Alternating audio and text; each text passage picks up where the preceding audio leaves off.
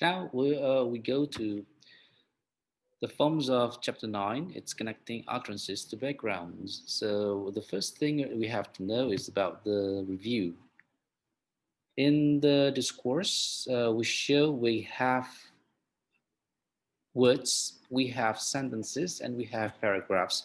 So we also have the connections between words, between sentences, and between paragraphs if it is a story, a long story. So I think that we come to conclusions that there are many connections in forms of those utterances.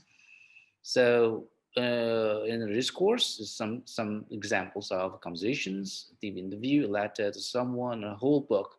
All those discourses are having a form of connections or connected utterances.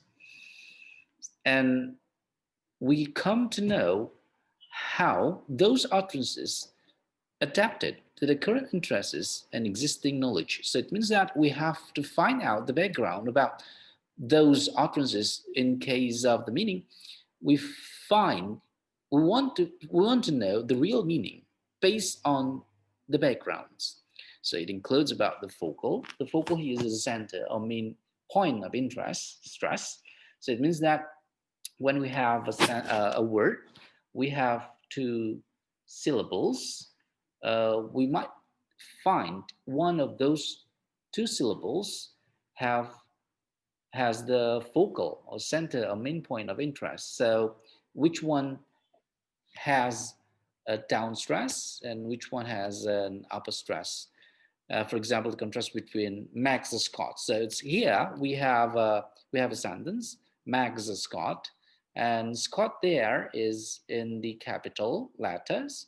So we might stress the Scott more than Max and And in the other examples, we have Mac and Scott with Mac in the capital letters as well.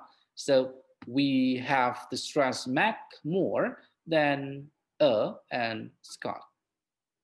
And then in the background of utterances, background of connections, we have also the definiteness.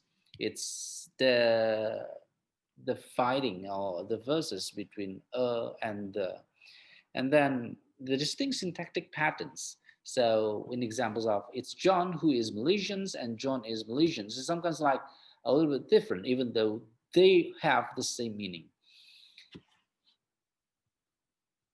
And the first thing we have to find out here is about the definiteness. First to know is the definitions of each.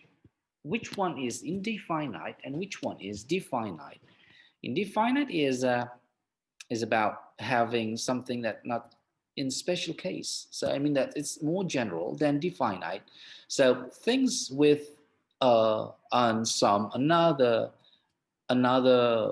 comes from an and other. So another is somewhat like general, and then several must know enough any absence of a determiner. And other things, those things mentions about the indefinite words. And if we have definite, so we have the names. So the names must be definite. And also the forms of the determiners of the, this, that, and other things like his, her, your, my, our, those possessive pronouns, and the personal pronouns, if, it, they, them, blah, blah, blah. Those things are definite pronouns.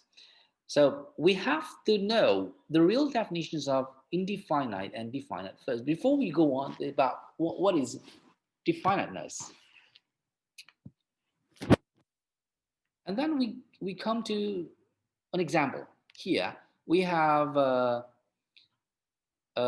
form of, let's say, things to have before we cook something. So let's try to find out. There are 675-gram fresh green beans, and then a half of vegetable oil, then trim the beans and cut them into 4 centimeter lengths and until turn off the heat until under the wok. At this case, first things we find out that fresh green beans there without the and without because we find out beans in general, fresh green beans, any kinds of beans. And then in the third line we have trimmed beans, and we use the because we have known what beans we use. That's why we use the, and then we cut them. Them there is defined as well because we have mentioned the beans, right? And then hit the oil. Also, we have mentioned the oil. What kind of oil? It's vegetable oil. In a wok. And then finally, a wok is mentioned also in a definite at the end, the wok. So here, there's a tendency for the use of the word the in the second reference and so on. The first word uses a, and the next one use the. How about these examples? We have first reference on the left side. We have subsequent reference on the right side. 675 gram fresh green beans, and the beans, damn beans, and finally medium high flame and the heat. So let's try to consider that anything that we mentioned in the first reference should be understood first before we rephrase those words into the forms of definiteness. The first 2 lines of the data illustrate the feature of the recipes. The list of ingredients put some things in the mind of reader, makes them into topics, right? So on the left side are some kinds like a topic, and those topics should be mentioned again in the right side. After that, define reference is appropriate whenever the author wants to refer to the same items. So same items should be mentioned with the definiteness.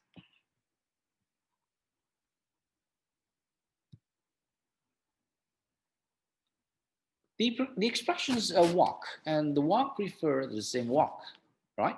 Yes. And the expression the oil refers to the same half liter of vegetable oil mentioned among the ingredients. And then the expressions the heat does not contain any of the words in the medium high flame, but it constitutes a second reference to the same topic.